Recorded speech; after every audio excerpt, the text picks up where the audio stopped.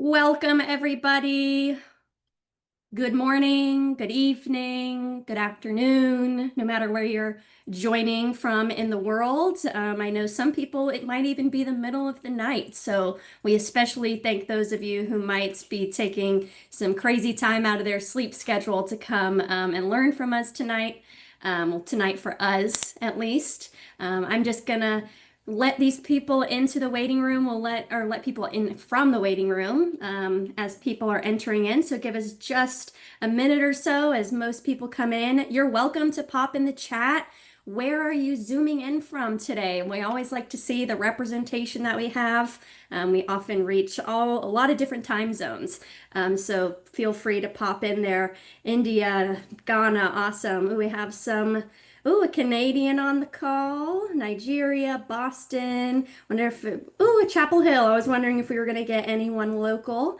That's awesome. Morrisville. I'm also joining from Morrisville. Maybe we're neighbors. That is all the way from Raleigh, Harrison. I love that. Well, keep on popping things in the chat. I'm going to keep letting people come in as they go, but I do want to make the best use of everyone's time.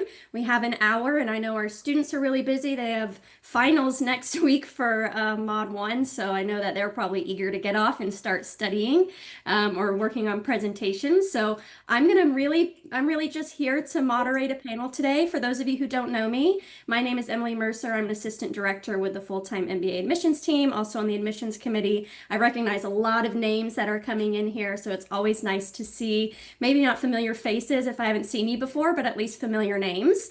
But we're going to go ahead and dive right in. Just to start off with, I would love for our panelists to just give us a quick introduction of who you are.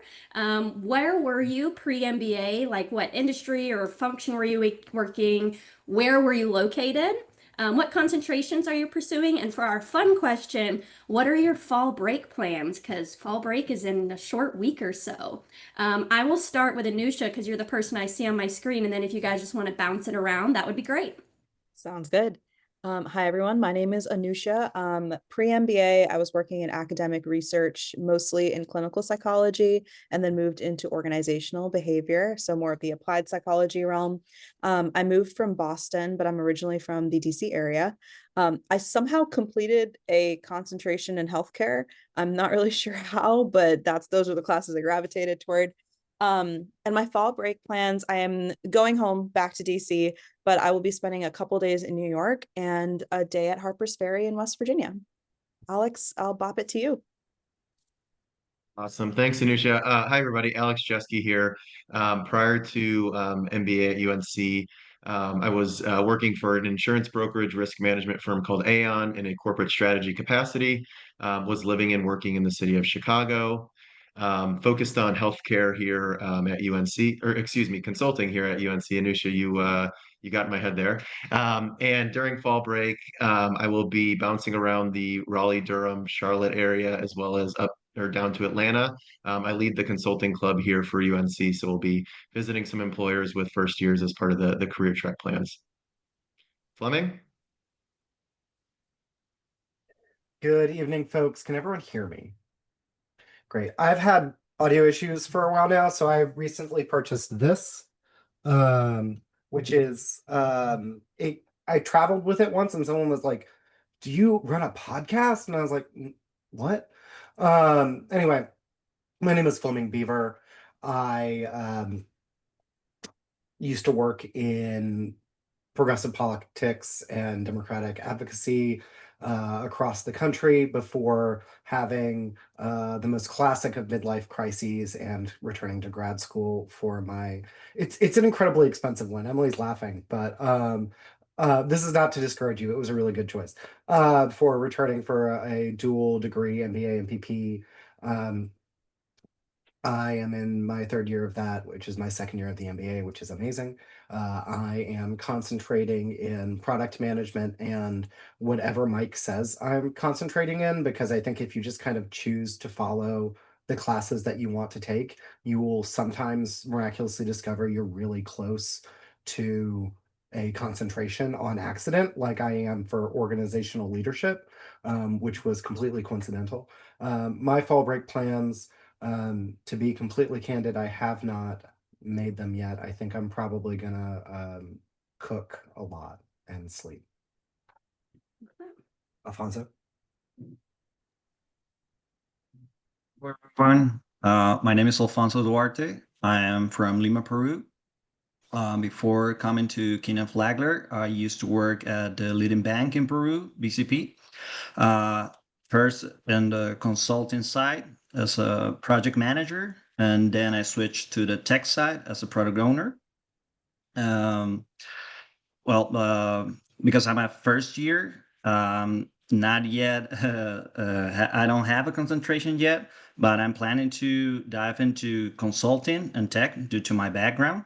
And in that line, for the career, for the fall break, I'll be joining the career track, both consulting and tech in Atlanta, where we will go into Bain for consulting, and for tech, we're going to Google, Microsoft, and Salesforce. Awesome. Thank you for sharing. I'm also going to ask each of you and one more follow-up question, two for our second years. So for those of you, we have Anusha, Fleming, and Alex. They are all second years getting ready to graduate probably sooner than they even realize. And Alfonso is a first-year student. Question for everyone. I'd love to know, what involvement are you in on campus, whether it be clubs, identity clubs, interest clubs, career clubs, or any academic advisory boards or things like that? Just what is your involvement on campus? And then for my second years, where did you intern over the summer? And we can just go in that same order again. Yeah, so I last year was the curriculum advisory board representative. It's a liaison between faculty in your core staff and then the first year students. This year I am on the board of the healthcare club, consulting club, the Vetter Deans program, and the consortium. And then this summer I interned at Chartis. It's a healthcare consulting firm. I was in their digital and tech transformation practice. Awesome. So in terms of involvement, this second year, I'm the president for the consulting club. I am a consultant for the Business Communication Center, which helps students with resume review, interview prep, things along those lines. I'll be a TA for the Intro to Consulting class for first years, as well as a STAR ambassador. So STAR is our sort of experiential learning consulting program, so helping that program as well. And then lastly, on the executive board for the Blue Cup, which is our event in the spring where UNC students get to take on Duke students in a series of sporting and just fun events throughout the springtime. So a lot of fun. And then in terms of internships, I was at Carney in Chicago in their private equity group and planning on heading back there post MBA. Fleming? I am the VP of Student Activities for the MBA Student Association, which I will explain to you several questions from now. And there is a script. I don't know if I've ruined the illusion, but we have where there's a little. I am also learning and development for Marketing Club. And this past summer, I interned for NC Growth doing some nonprofit consulting for small businesses in North Carolina. Alfonso, I guess yeah.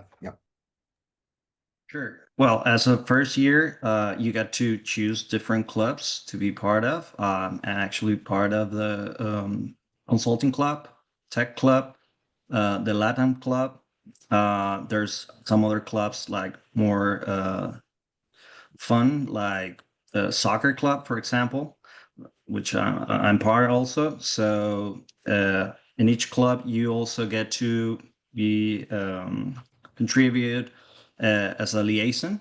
So that is also the opportunity to get to know a little bit more about the insights of the club and interact a little bit more with second years that are on the board.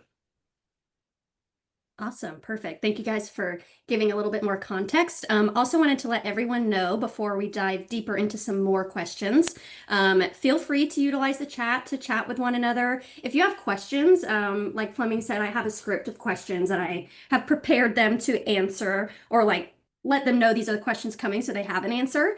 But if you have other questions that you would like to ask our panelists, I do have time scheduled at the end. Feel free to pop those in the Q&A function on your Zoom screen. It's easier for us to keep track of those questions in a Q&A than in the chat. And panelists, if you see a question in there that you're like, oh, I can answer that when I'm not answering another question, feel free to do so and type it in there. That's completely fine with me. Last housekeeping item before we move on. This is a fee waiver event for this year's application. So anyone who's hearing my voice right now, you will have a fee waiver automatically applied to your account, which is great considering our first round deadline is next week. But moving on, I would like to go into a little bit of the academics learning type experience at Kenan-Flagler. So my first questions, I'll start with Fleming and then pop over to Alfonso afterwards. Can you explain kind of how the core curriculum is structured?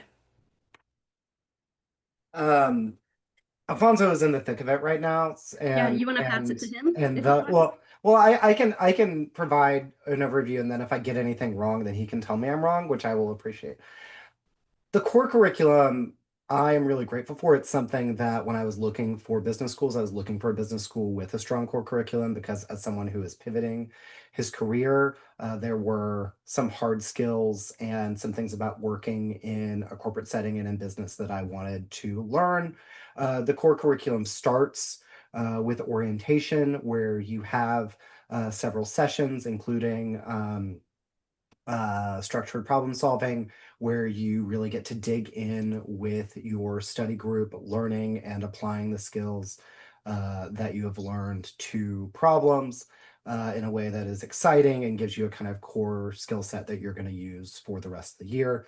You then go into mods 1 and 2, where you're engaging with courses like accounting with Mark Lang, who is the most character person I have ever met. Finance, statistics, econ, marketing, just the core toolkit of the MBA. And then you go into kind of an extension of the core in mod 2, where you are taking strategy and one of 3 courses based on your kind of specialization. One of those might be introduction to consulting, and then there's something else in mod 2, and I don't remember what that is right now. But I think that like really the core here is you work with people in your legacy, which is a smaller group of people from your class who you have been through orientation with, who you're working alongside. You work with your study group, you get to know people, and you get to learn how to work as a team really well as you're engaging with these core topics. And I think that it's a space. I think the core curriculum is tough because it's school and you're returning to school the first time in a hot minute, but it's also a space where I think it's a really wonderful time because you're all new to the place. You're all diving in head first. It was something that was really special to me, and it's something that I think really shows the Carolina way in a meaningful way, where we are collaborative and engage with one another and are excited to celebrate one another's success, and we suffer together through the midterms. And it's just it's a good time. So I'll kick it to Alfonso to correct anything I just said incorrectly. Well, that's completely right. Everything that you said. Yeah, I just want to add up that yeah, every course is really interesting. Every professor has their own ways. Some courses are more case driven. For example, marketing. Each week we do a different case. Fitbit or Amazon. So they're different each week. Then you have, for example, accounting that Fleming mentioned. It has a theme, you could say so, like, for example, Coca-Cola, when each week we delve into each statement from Coca-Cola, the balance sheet, the cash flows. So it's very interesting because there are real life cases. So that helps you a lot to internalize, and it's not just on paper or some formula that you got, you really applying what you learn in the real world. Perfect. Thank you. I'll just add, I know they mentioned like navigating their core with the legacy. For those of you who may not be familiar with that, that's really kind of like our cohort structure. You're navigating the core with a group of 25 to 30 other students. And within those cohorts, you also have study groups. But the really great thing is the legacy that you're paired with through the core switches. So you end up having class with pretty much all 200, 250 of your classmates, which I think is pretty special. Anusha, my next question is for you, especially when people haven't been back in school for a while or they're switching gears and maybe they have a more liberal arts background and now they're having to take these financial accounting courses. What type of resources are available to help you succeed in the classroom? Yeah, that was me. I have no business background, never worked in corporate, so every single thing, barring statistics, was new to me. I think of it in like things that are more professor led and things that are more student led. Professor led, you'll have your like office hours, which are very similar to what they were in undergrad. And then you also have the review sessions there's like the specific review session on each day. I found those very helpful. Much more like small group setting. The professor is teaching them, so the same professor who taught you your classes themselves, and so you're covering a lot of the same content. They're going over the homework and you're hearing it like straight from the source. Outside of that, oh, and then I guess we also have TAs who are employed by the professor. I guess they are working with the professors. In terms of student led, we have our study groups, which are like subgroups within our legacies. You're intentionally placed with certain people who have like diverse backgrounds. My study group, we all came from very different industries, and so it's really helpful to come together and support each other with accounting, finance, stats, and just knowing that these are the people who you're doing your group projects with. These are the people who you are in all of your classes with, which was very helpful. And then we also have a pretty robust tutoring program, which I have also used a lot. I went to stats and accounting and finance tutoring, and their current second year students who are tutoring first years, they did well in their classes. And that's a lot of more of that one-on-one support. All of that is just fully accessible through UNC. And so it's not something that you really need to go searching for. You can you just like click a link in an email and you can sign up. And as a staff member, I am copied on all of the emails that our students get. And I often see all of the emails, especially close to midterms and finals, offering these different resources, which I think is highly valuable. It's not seen as something as if you go to these, it's a weakness. I think it's a strength in recognizing, hey, I could use a little bit, maybe extra help or just extra preparation for this thing. So I think it's always great when students take advantage of it. Alex, now to you. People, I think it's always hard going back to a grad or going back to school. What have you found was the biggest adjustment in pursuing a graduate degree, whether it be from what your expectations were coming from an undergrad or being out of school for several years? Yeah, absolutely. Great question, Emily. So, as someone who was, 5 or 6 years out of undergrad, I think just getting back into sort of the study mode, the going to class mode, the doing homework assignments mode was something that was a bit of an adjustment, but something that you can definitely get back into the groove of, after a couple weeks. I would say one of the biggest differences was the aspect and the dynamic of everything being largely group oriented, right? There's so many group projects that you do, team presentations that you do, whereas I feel like a lot of undergrad programs, tend to be a little bit more individualistic in terms of you doing independent research or independent assignments or independent test taking. So that was definitely an adjustment. And then the other thing I would say is, the adjustment of just figuring out how to prioritize the MBA program early on, right? There's so many things that are thrown at you, and it's a good problem to have, right? There's so many academic clubs, there's so many social clubs, there's so many different courses you can take, there's so many events that happen. And so just figuring out sort of what your main goal is in terms of what you're trying to accomplish through the MBA program, and how to really prioritize and allocate your time to achieve those goals. But as Anusha was referring to, right, there's a ton of resources here to really help you figure out how to prioritize your time, how to allocate your time. Second years help out, the professors help out, career services helps out, to really help you identify, where the best opportunities to be involved in, that are ultimately going to help you, achieve the goals that you have coming into the MBA program. Perfect. Thank you. Since we've been speaking a lot about classes, I'd love for each of you to share, and we'll start with Alex because I know you're unmuted right now. What has been your favorite course so far that you've taken? Yeah, absolutely. So this might be a little bit of a cheat for your question, Emily, but my favorite class was the STAR program that I mentioned earlier. Please So elaborate. it stands for Student Teams Achieving Results, but it's essentially an experiential learning program where teams of students get to actually work with real life companies, real life clients, and help them solve very complex and ambiguous problems, to essentially simulate, real life consulting engagement.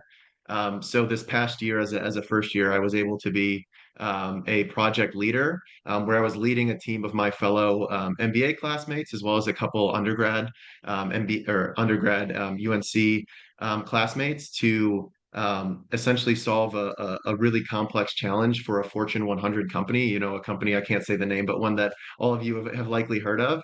And it's just a really cool opportunity to sort of experience what consulting looks like in the real world, to take all the skills that you learn in the classroom and apply them in a real life setting, and be able to actually interface with a real client to get more of that client facing, client engagement, relationship management skill set. So overall, a fantastic opportunity. Highly recommend it, for any of you that plan on coming to UNC. It's a wonderful opportunity.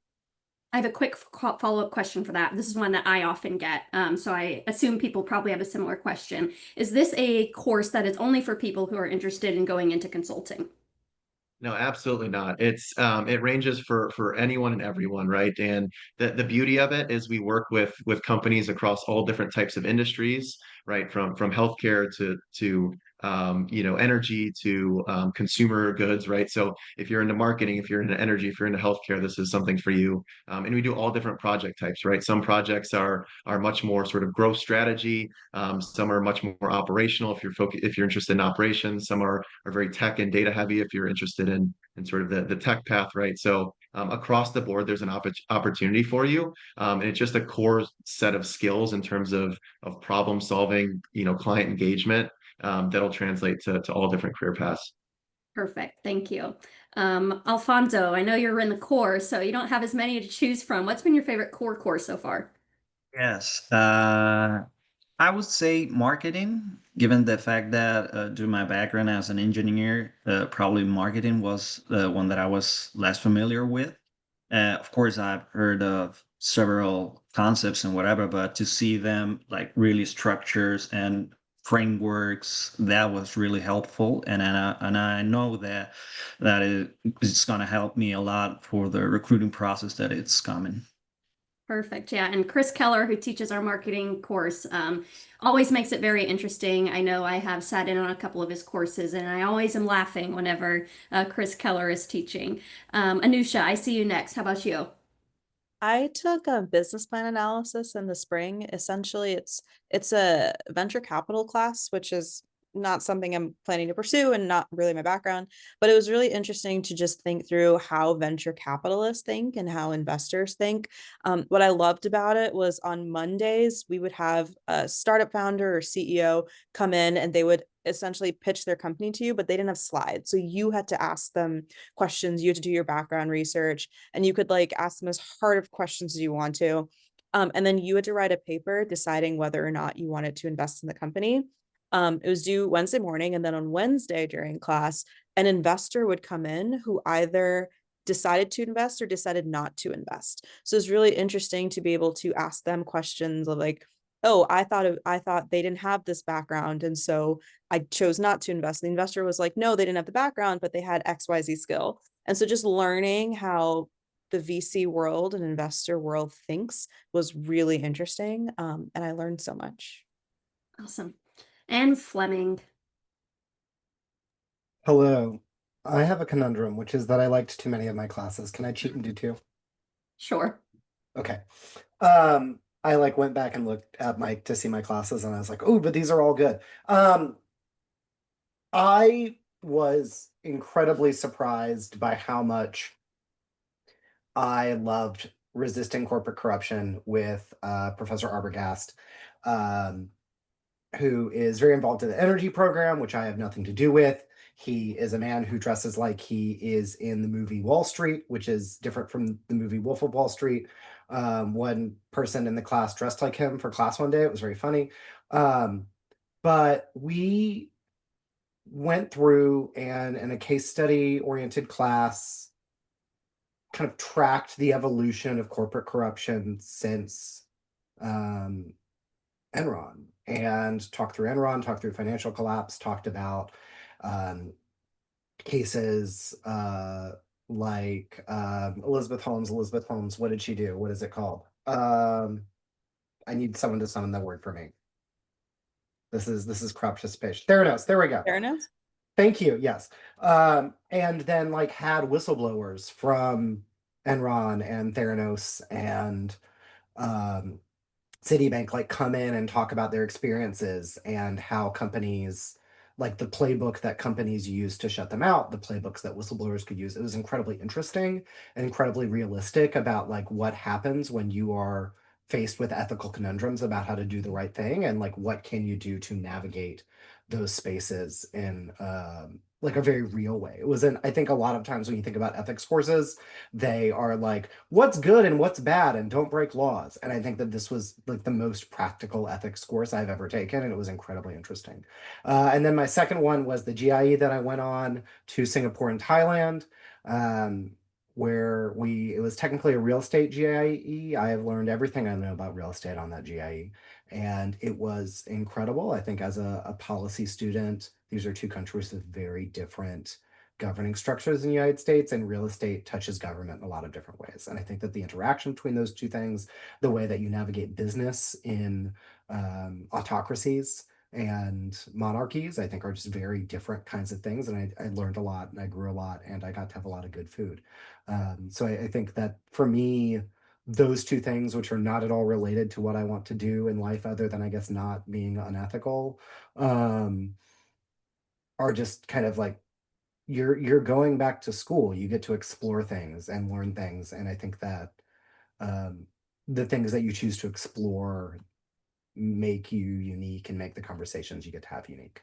Yeah, I think that's the fact that some of your favorite courses are something that don't necessarily directly align with what your career goals are. I think a lot of people find that. And I think that's one of the beauties of an MBA program and specifically the Kenan-Flagler curriculum. You have a lot of ways you can customize your degree. Even if there is a course, like Fleming said, that has really not much to do with what his concentration is, you have the freedom and the ability to be able to pick and choose certain things that don't necessarily align with exactly what your career goal is, but you find new interests. And I think having openness is one of the great things you can do coming into an MBA as well. Switching gears a bit, would like to talk a lot about the student experience and culture. I think that's a huge part of the MBA. I think we survey students every year, and we find that students spend 65% of their time outside of the classroom. So it takes up the vast majority of your experience. So Fleming, sticking with you, I know you are on our MBASA exec board. MBASA, for those of you who don't know, stands for MBA Student Association. Can you just tell us a little bit more about MBASA? I would love to tell everyone about Mbasa all the time. I love Mbasa. Mbasa is, as Emily said, the MBA Student Association. It is a nonprofit responsible for cultivating the career and cultural activities of the Kenan-Flagler MBA program. It is an organization that we pay dues to annually, and then they use those duels to host every career club, every activity club, the legacy events, and the big social events that make the MBA a community as opposed to a commuter school.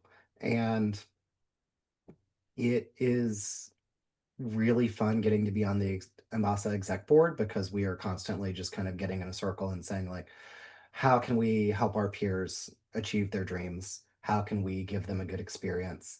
What can we do to help people relax a little bit this week when things kind of suck? Because sometimes they do. I don't want to be deceitful here. I think some of my favorite experiences in the MBA are just experiences where we get to be in a community together, whether that's the karaoke night that we had 2 weeks ago, where I saw Anusha do karaoke and she was amazing. She has moves, and that's what I have to say about that. Don't lie, you know you can dance.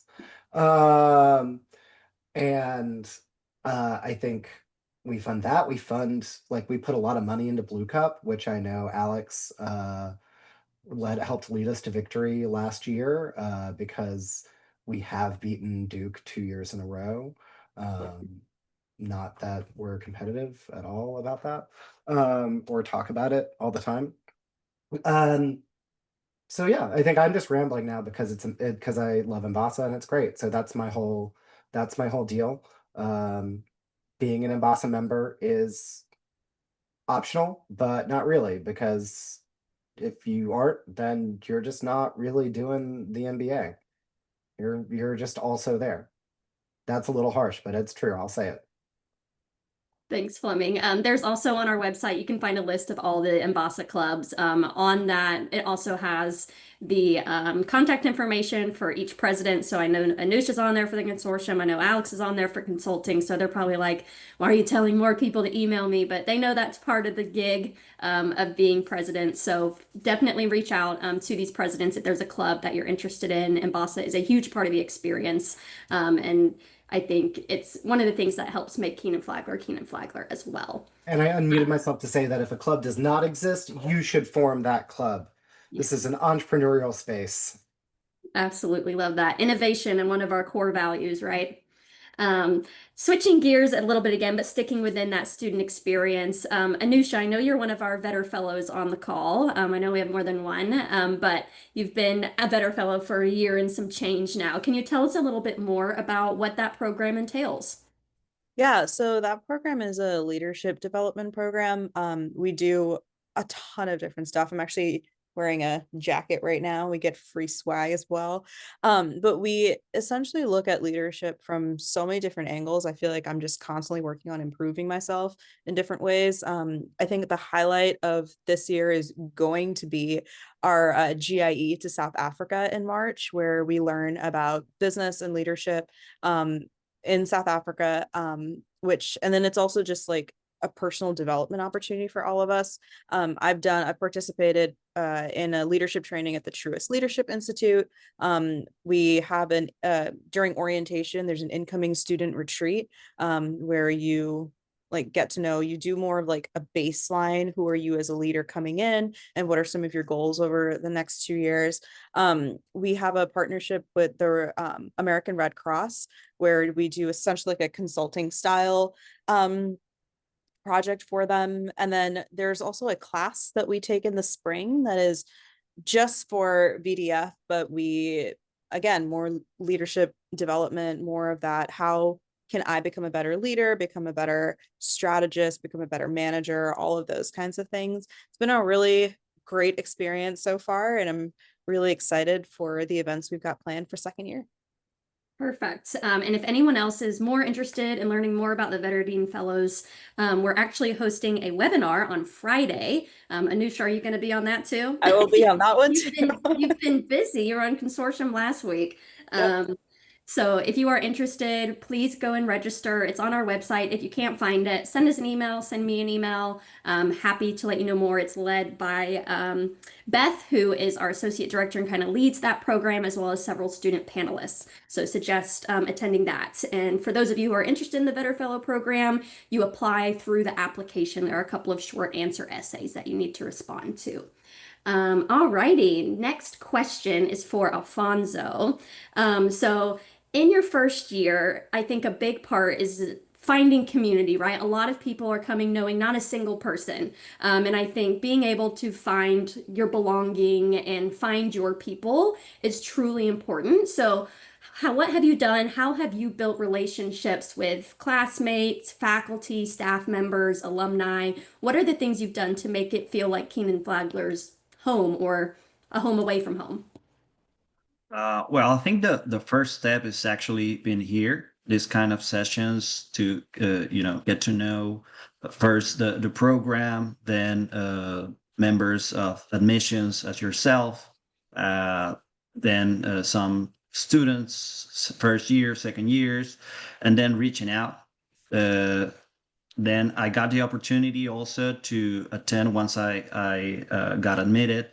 I went to the experience weekend where I got to experience for a whole weekend what would be being at Kenan-Flagler. I got to meet a few future classmates that now are my friends. So actually, I met a couple of people that in between that was April until the first day of class. We keep in touch, with different things that we need to get done before the beginning of the course.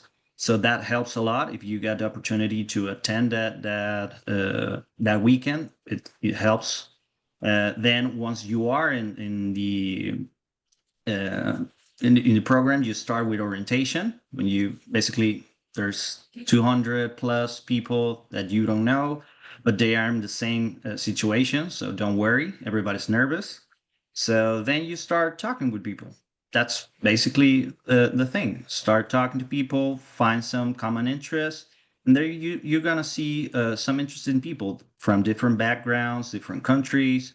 So once you get the ball rolling, it's gonna be easier. Then you have I think second week, then the clubs open up, so then you can find some specific targets that you're interested in. It could be recruiting wise, as consulting, tech, finance, or whatever. More on the leisure side as sports like soccer, golf, or whatever. So I think that is what Kenan-Flagler offers. There are several options to and opportunities to meet new people.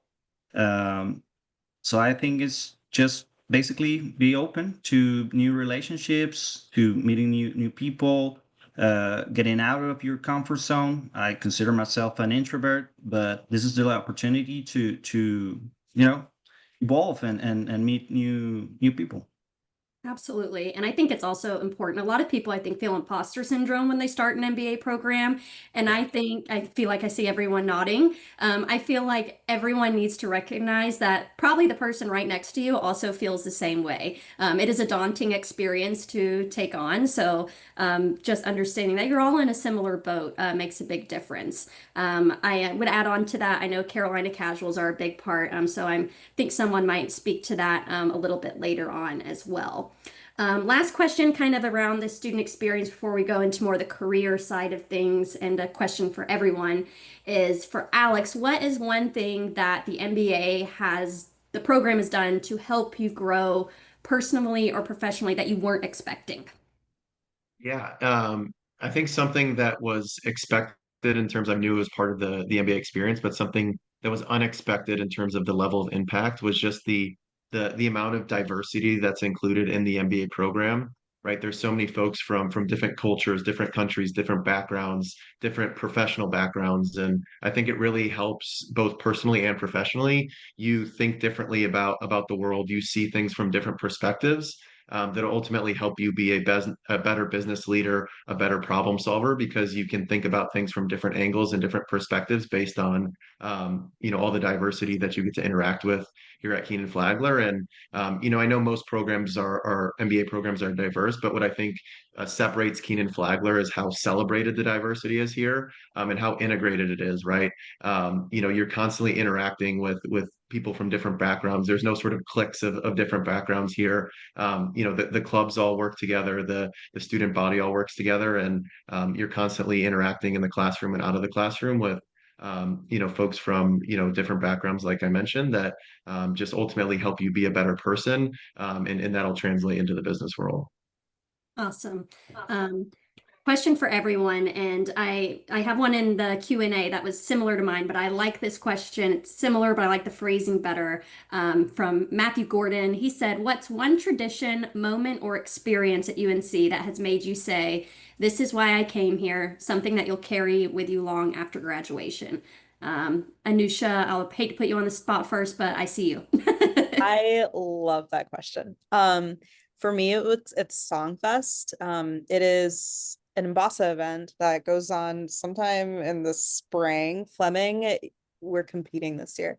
But it's really an opportunity for first years and second years to, I don't even know how to describe it, like dance on stage for legacy points. I don't know. But for me, it really exemplifies the bonds you create between your first year class, but also with your second years. And it's in the spring, so it's like after most of the on-campus structured recruiting is done, and you feel like you're actually with your friends.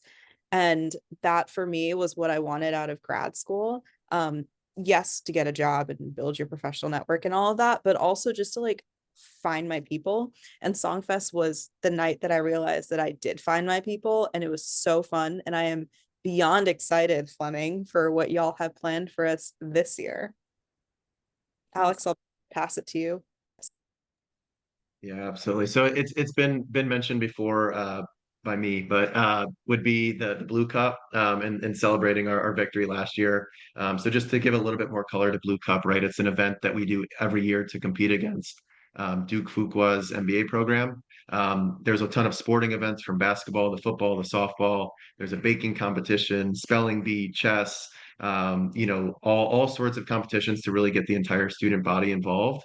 And I'm someone who comes from a sporting background. I played sports my whole life, so you could say that I'm slightly competitive. So going up against Duke was a ton of fun, and to be able to beat them was a blast. And we rounded it all out by celebrating with an actual trophy at a bar down in Durham. So we got a lot of the students there to celebrate our victory. And like I mentioned in the chat here, we're excited to hopefully three-peat this year. We hope so. Bring it back home again. Let's see. Fleming, go ahead. Well, this is tough because Nisha took mine, but I think so. Not to do another karaoke thing, but after Legacy Karaoke 2 weeks ago, a person who shall remain nameless texted like, "Thank you for making this event really good. Like, this is the first time since school started where I really gotten to like feel like myself and relax." And my response to that was, "We are 5 weeks in, Jesus." But also like when you find a community that is supportive, doing fun things with that community gives you energy and gives you comfort. And I think that um I'm trying to find a way to say this that doesn't sound bad. Grad school's weird because you're not in undergrad and you're not going to behave like an undergraduate student who are still becoming adult humans and are sloppy, but you're also not at work, right? Um, there's a kind of weird space in the middle there. And I think the moments where you get to fully be yourself, and I think that's something that UNC does really well, where you get to fully be yourself and bring out the best in one another are really special. And I think that we do that really well in this program. And it's something I'm really grateful for. Yeah. Thank you. And also, always, Fleming will always keep it real. That's one thing with Fleming. That's one of the reasons why I asked him to join us, because he has some good honesty, which I think is Is important. it that I keep it real, or is it that I have no filter? I can't. Maybe both. Awesome. Alfonso, how about you in your few weeks that you've been with the program so far? Yeah, well, definitely the sports culture. I think being a Tar Heel goes way beyond the business school. So, for example, the tailgate for the first game, the football game this season, was amazing. You know, especially for me as an international, not being that close to football here in America was really interesting experience. You know, seeing all wearing the Carolina Blue around. So bringing up these spirits, it was really a really awesome experience. Yeah. Awesome. All right, let me move to some career and professional growth questions. I know that's a big reason why people get their MBA, right? Well, the main reason really is to pivot or get a new job, a bigger job. So we'll move into more of those related questions. I know that consulting is a big hot topic question for people looking to go into an MBA. So luckily we have our consulting president on here with us. So Alex, I would love to know, can you just share more about what your recruiting experience was like, specifically with the company that you worked with, and kind of just talk us through what that process looked like? Yeah, absolutely. So, in terms of consulting, career services and our program office does a fantastic job of having a lot of representation from employers come onto campus. So throughout the first couple mods of first year, was able to attend a lot of different company presentations, and from there, interact with practitioners and start to build relationships with various companies.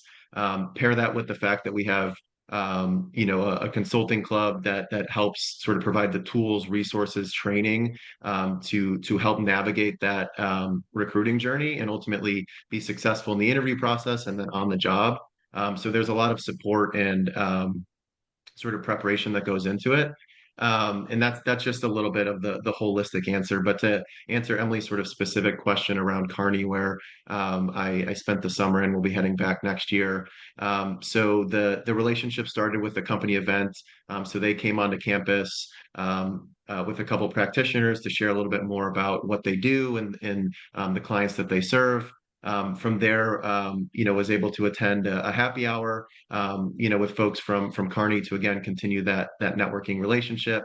Had a couple of coffee chats with Kearney, and those of you who are going into consulting and many other career industries here, you'll do a lot of that in your first year.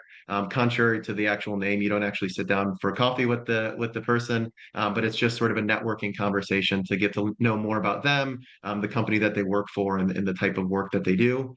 And that ultimately led to the sort of interview and application process, which proved to be successful. So yeah, excited to have spent the summer there and to be heading back. But I think one thing that I just want to highlight about that entire journey with Kearney is that one of the folks that helps maintain that relationship at Kearney with UNC is a very, very senior partner at Kearney who's been there for almost 40 years. And I think it just goes to show how amazing the alumni community here is at Kenan-Flagler and at UNC, and how much they're willing to give back and want to help out current MBA students. So it was really helpful for me. I was able to connect with him a couple times throughout the process. And he's someone who's going to continue to help that university or help us at UNC moving forward and continue to build that pipeline. So just wanted to acknowledge sort of the help and support that the alumni network does here, and it's truly, truly fantastic. Awesome. Yeah. And thanks for sharing as well. Like with the coffee chats, I know it's always confusing at first where it's like, oh, wait, there's not any coffee at this coffee chat that I'm going to. And though I asked for a specific consulting example, a lot of them follow very similar recruiting type journeys where you're attending presentations, coffee chats, things like that. So similarly, Anusha, I would love for you to also share a little bit did you have a very similar experience to Alex in your recruiting? Were there any differences? How did you navigate and career services help with that? I think Alex summarized that really very well. I'm not going to touch on like the general consulting because I think he covered it. For Chartist specifically, they're also really big into coffee chats. But I was looking for a culture fit, and the coffee chats really helped with understanding the Chartist culture. What does consulting mean to them? What type of work do they do? They also have a different style of casing slightly. Still like the same foundation, but better, just like a little bit more Chartist specific in the way that they tackle their problems, which is just like part of their what's the word, like mission, vision, values, and they tie that into case interviews. I honestly have actually nothing to add to what That's Alex fine. Yeah. did a wonderful job. Perfect. Cool. Fleming, for you, what skills have you developed during the MBA that you think will be most valuable post MBA? I think I think we often have this idea that we are going to, learn new things. And I think that one of the most valuable things about the MBA is actually just kind of refining and shining up like who we are as leaders, right? I think that like learning finance was not my favorite thing that's ever happened. Though I will say that if anyone could make me almost like finance, it's Canny. I love her. She is perfect. Um, she also heard me sing at Songfest and then kept voting me up, which was bad because then I had to sing again. And I think she thought she was being nice, but it was not nice. It was mean. Um, um, but I think that like the MBA is in many ways because the classes are short because you're thrown into the thick of it. It's about you're refining who you are. You're learning how to work in teams in new and interesting ways. You're approaching new problems in that you've thought about, but with a new skill set or with the right research or with the new role, you're learning the language to describe what you experienced in the past in your previous workspace and trying to figure out what was or wasn't working. Because this is a degree in a lot of things because it's so flexible, but a lot of it is organizational, a lot of it is strategy, a lot of it is big picture stuff, and you're gaining a toolkit. So I think yeah, I gained a quantitative toolkit that was helpful, but more than that, I gained like a language and a new way to approach um, the work that I had done, which was very industry specific, and generalize it out into just being a leader in a way that was very helpful. Awesome, thanks. I think another one I often hear people say as well is maybe not necessarily a skill per se, but I hear people say a lot that they gain confidence through an MBA program. And I think that is something that you can't really measure. Definitely being able to feel like you can give a presentation before, even if you already thought your presentation skills were good, just feeling more comfortable and being able to have comfort outside of your comfort zone as well. So confidence is another one I hear a lot. Alfonso, I hope you don't mind. I'm going to skip the question I had for you just for the sake of time, because I want to try to get to some of these questions in the chat. So I'm going to also chop some of these questions that I have in here. But Alfonso, what I will pass to you as the person who most recently went through the application process, for people on here, what's something that you wish you maybe would have done differently when applying to business school? Um, to be completely honest, I don't know if I would have done anything different, but I got lucky and I got a very good advice from people that went to through this program and different programs. It's basically reaching out to admissions, first years, second years, alumni. That helped a ton. Really, really helpful. So I think that is the best piece of advice that I can give you. Because yeah, at first it helps you to understand what uh, doing an MBA really means. Some people think just yes, I'm gonna do my MBA, but really don't know what they are doing for. So I think it's a good starting point. Then you can see if this program is a good fit for you. As I think has been mentioned throughout the session, I think UNC is known for their community and collaboration, and that is not a something that is just said and whatever. You know, companies, people really perceive us as a collaborative community. So that is really, really important. If you value that, I think that would be a great opportunity to uh, keep knowing people from UNC. So I think that probably that is the main thing. Like talk to people, and then you're gonna start. Things is gonna start happening when you talk to them. Absolutely. I think that's great advice. I always tell people when they ask me what should I do through the application process, the first thing I tell them is talk to current students and recent alumni.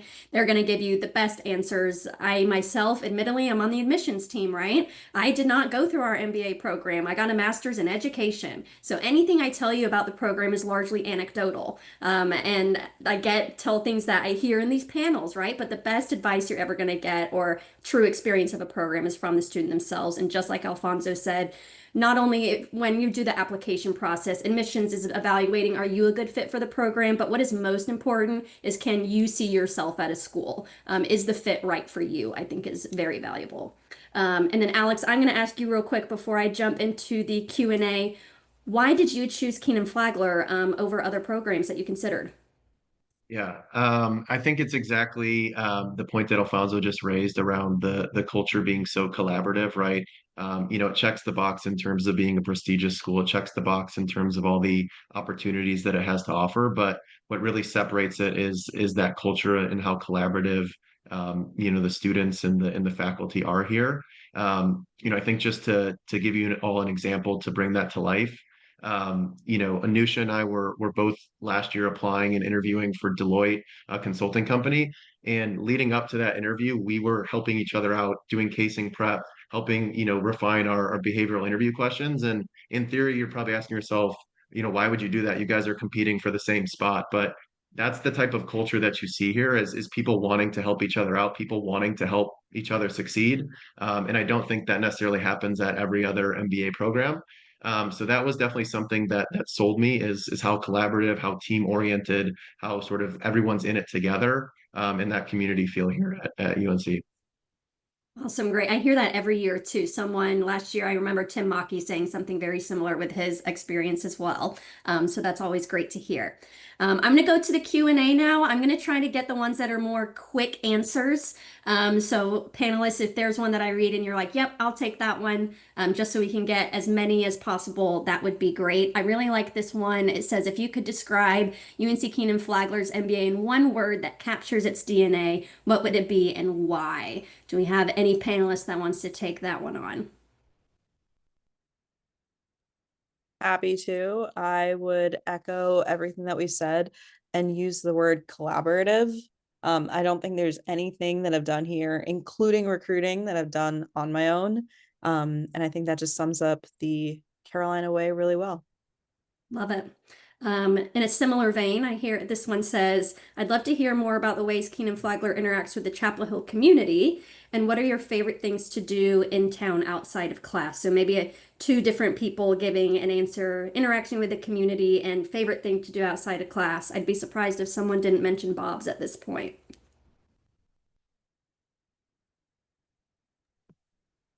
I'm happy to take this one too. I can answer the second one. Definitely Bob's. I was there unironically at like 5:30 p.m. yesterday. I try and get out and hike a lot. North Carolina has a ton of walking trails, hiking trails. Yeah, this is the second question. Unironically. Yeah, it really was. It wasn't like an Embasa event. It wasn't we were just like, oh, what do we do? We have like a half an hour to kill and we went to Bob's.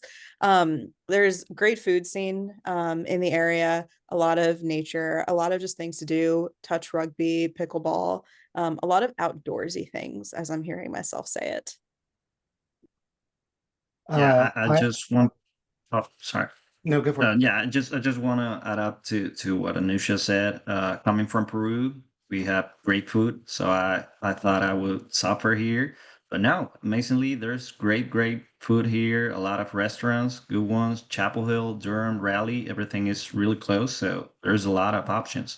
And yes, as she said, there's definitely a lot. If you love hiking, going to lakes, there's a lot of things to do. And course, Bob's, it's definitely a must. Yeah. Yeah. I want to say that Embasa has a VP of community service who is regularly engaging with the community. I know that there are folks in our program who are engaged separately with community nonprofits and are involved in the community. I know that, as one might expect from my whole vibe, like I did some canvassing with the Orange County Democrats last year. Like, I think there are just like things to do in this community because it is an active and engaged community that is a lot of fun. Also, yes, Bob's is like the Cheers bar for MBAs. And if you do not understand that reference, we need you in this program because my old man energy is bringing us down. Yeah. And just one thing to quickly plug here. I know we're bumping up against the hour here. Is we've talked a lot about how inclusive the MBA program is, and that extends to partners. So I don't know who on the line here is married or has a significant other, but we do a great job here of including them in almost every single event that happens. I would say my wife probably has more friends in the MBA program than I do, and that just goes to show sort of how much she's included in the various events that happen here. So wanted to give that plug for those of you that's a factor or that's something that you guys are considering. Yeah, great point. Glad you brought that up. Their club is called Kenan Connection. They also have an email. I know Liz Huff is the one who kind of monitors that. So if you are someone with partners or families, even, we have several people with young kids, definitely, and you want to get their opinion, reach out. They are going to be very happy to chat with you. But we are at the top of the hour, and I want to be respectful of everyone's time. So thank you all, first of all, to our panelists. I know you all are very busy, especially this time of year. Really appreciate you taking the time out of your evening to join us or join me. It is always very appreciated. We don't pay them to do this. This is all out of the goodness of their heart, though I'm sure they wish we paid them. And those of you joining on Zoom, no matter where you are coming from, thank you so much. Really appreciate it. Once again, this is a fee waiver event, so no action is required by you to get this fee waiver. Whatever email address you registered for this event for will automatically be applied to your application. When you go to submit your application, it may look like you need to make a payment, but it will bypass that screen. If you get to a point where I ask for like credit card or debit card information, that's when you need to send us an email and say, hey, what's going on here? But that should not happen. But if it does, let us know and we will manually apply that fee waiver for you. But otherwise, wish you all the best of luck with your application process, especially for those of you who are applying in round one, a very short time away. If you have any questions in the meantime, please feel free to reach out to our inbox. I know someone asked, will there be a recording for this session? I did record it. I will pass it along to our marketing team and they will try to get it on the website in the next few days. So just be on the lookout for that. But otherwise, thank you all so much for joining. Hope you all have a great rest of your morning, weekend, evening, no matter what time of day it is. For those of you who it's the middle of the night, please go back to bed. But hope you all have a great night and a wonderful weekend. I know it's coming up on us soon. Happy Hump Day is almost over. But thank you all so much. Have a good night.